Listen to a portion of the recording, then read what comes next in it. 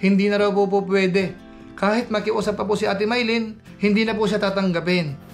Sa part po ni Doktora, ni Doktora M, hindi siya pasok sa kriteria na.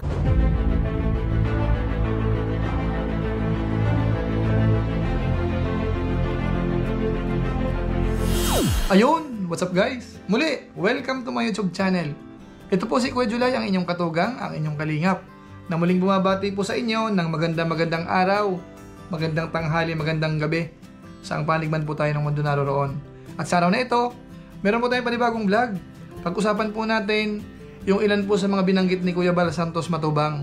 At ito po ay patungkol sa mga pabahay na binabawi na po, sa kadahilanan na ito po ay mga inabando na. At ang una pong nasampulan ay yung pabahay po kay Ate M. Tapos meron pong binanggit si Kuya Bal Santos Matubang na kahit daw po makiusap si Ate M ay hindi na po pwede. Ano na nga ba ang marapat dito po sa bahay na ito? Sino na ang gagamit? Or dapat bang gawing landing pad po ito? So pag-uusapan po natin yan maya-maya ng konti. Pero bago po yon, paalala muna si Kuya Julay, baka sakaling meron pa po ditong hindi nakasubscribe sa ating YouTube channel, huwag natin kalimutan, pakisubscribe tapos pakipindot po yung notification bell button para lagi po tayong updated sa aking mga video post. Maraming salamat po sa inyo. Tapos huwag din po natin kalimutan, sina Kuya Bal Santos Matubang, si Kalinga Prab, si Ate Edna Vlogs at saka po si Japper Sniper. Pakisama rin po sila. Maraming salamat po sa inyo. Ngayon, tuloy na po tayo. Pag-usapan na po natin, ito pong patungkol sa pabahay po ng Team Kalingap na kung saan ay mga pinabayaan na po ng mga beneficiary po natin. Kamukha halimbawa nung pabahay po kay Ate M. Ito po yung una na kung saan ay binawi na po ng Team Kalingap. At ito po ay napuntahan ni na Kuya Brooks at sa ngayon po ay medyo okay na po ito. Nalinis na po, nahilamusan na po uli yung pintura at nag-iba na po yung kulay. Silipin po natin sandali, ito na po ngayon yon.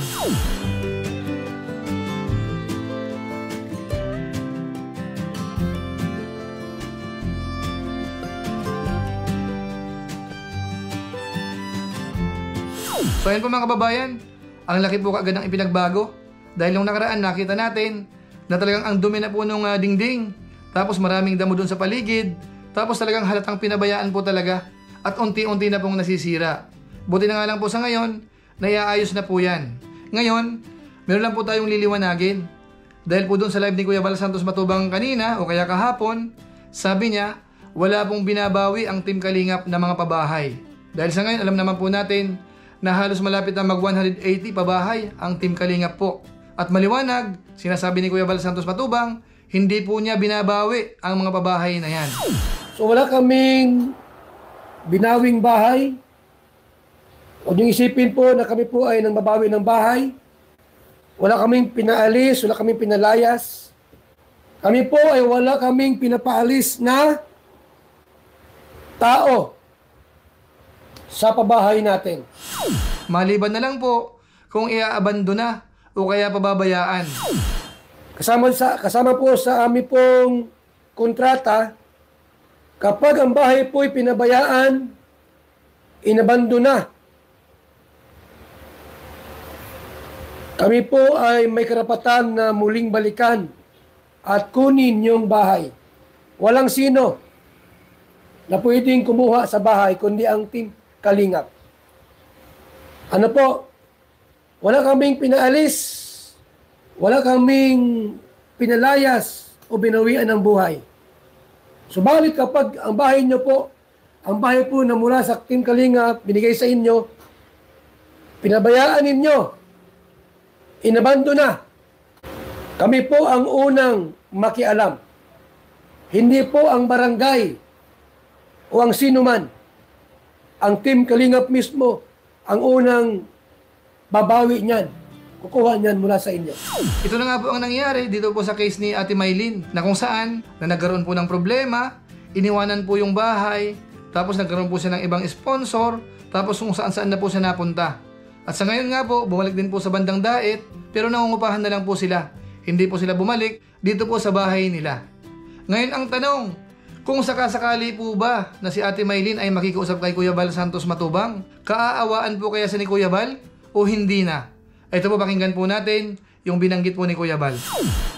Kapag gusto mong bumalik sa bahay, pwedeng ibigay kung ikaw po ay pasok sa kriteria. Anong kriteria po? Dapat senior citizen na walang tumutulong at pamilyang mahihirap na wala na po ang tatay at wala na po ang mga magulang, ang nanay. Sa part po ni Doktora, ni Doktora M, hindi siya pasok sa kriteria na. Bakit po? Sapagkat siya po ay muling nag-asawa na. At sabihin niya kay Kuya Brooks, gusto kong kunin uli yan. Gusto kong balikan yan. I-check yung kriteria. Pasok ba siya sa kriteria? Pag hindi po, sorry na lang. Wala na siyang babalik ang bahay pa. So yan po mga kababayan, mga kalingap. Maliwanag po yung sabi ni Kuya Bal Santos Matubang. Hindi na raw po pwede. Kahit makiusap pa po si Ate Maylin, hindi na po siya tatanggapin. Dahil hindi na raw po siya pasok sa kriteria. Kumbaga, meron na siyang katulong, nag-asawa po uli siya. So hindi na sila pasok sa kriteria. Ngayon doon po sa mga nagko-comment na bakit daw hindi na lang ibigay kay Mark yung bahay na yan. Alam niyo po mga katugang mga kalingap, sa ngayon naman, ay wala pa naman tayong napapanood o kaya nalaman na si Mark ay nakikiusap kay Kuya Bal Santos Matubang na kung po pwede, siya po ang titira doon sa bahay. Ibig sabihin, kung wala namang pakiusap, walang request, walang dapat sagutin. So yun lang po muna ang masasabi po natin patungkol po sa bagay na yan. Ngayon ang tanong, saan nga ba gagamitin ni Kuya Bal Santos Matubang ngayon itong bahay na inayos? Although doon po sa mga nakapanood po nung live ni Kuya Bal Santos Matubang kanina o kaya kahapon, nabanggit niya po na gagawing landing pad itong bahay nga po ni Ate Maylin. Kapag ito pong bahay po ni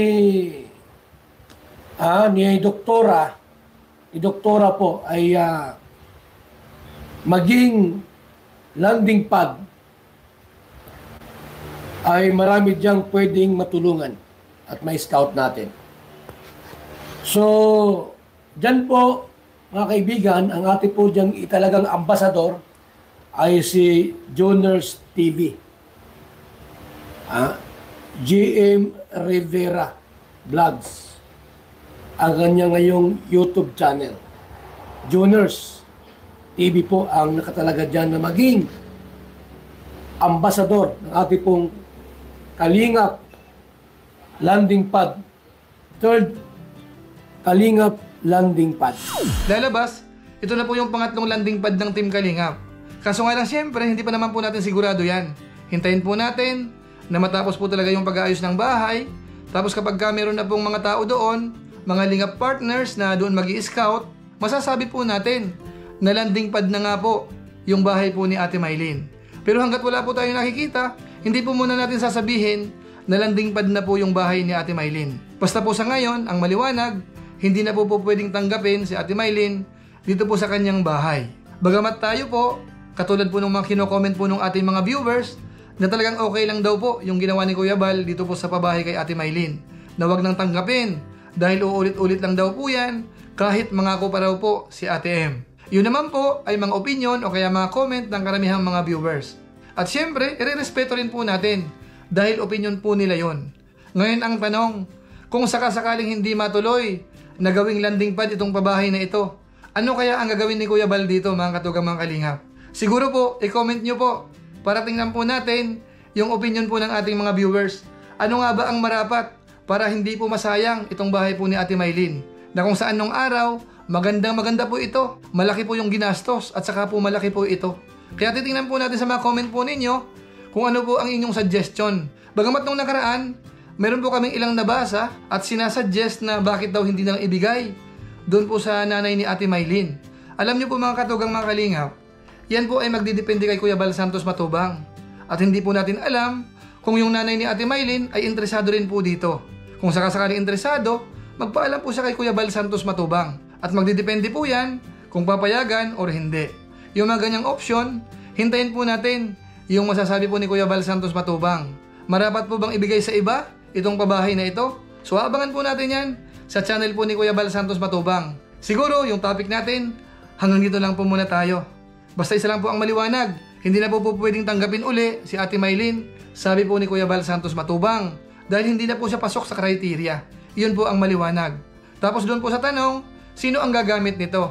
So abangan po natin yan sa mga susunod pong vlog ni na Kuya Val Santos Matubang, ni na Kuya Brooks. So siguro sa pamamagitan po niyan, pansamantala magpapaalam muna si Kuya July.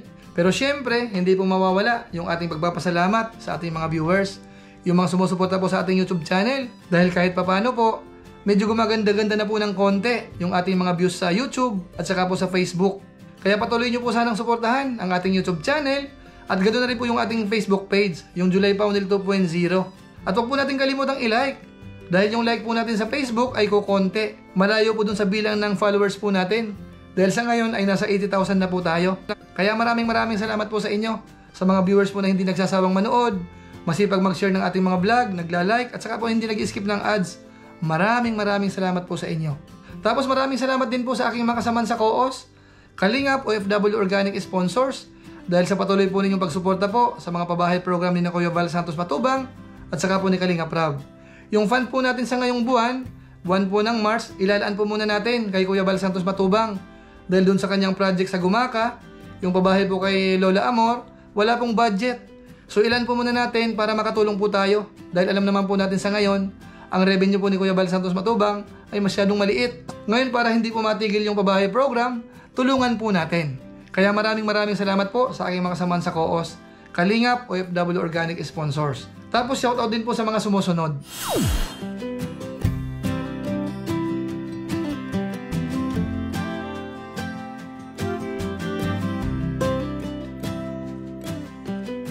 Maraming salamat po sa inyo. Muli, ito po si Kuya July, ang inyong katugang na pansamantalang nagpapaalam po muna. Kita-kita na lang tayo sa mga susunod ko pang vlog. Maraming salamat sa inyong walang samang pagsuporta po sa ating YouTube channel. Pagpalain nawa kayo ng Diyos. Mabuhay tayong lahat. God bless. Bye-bye!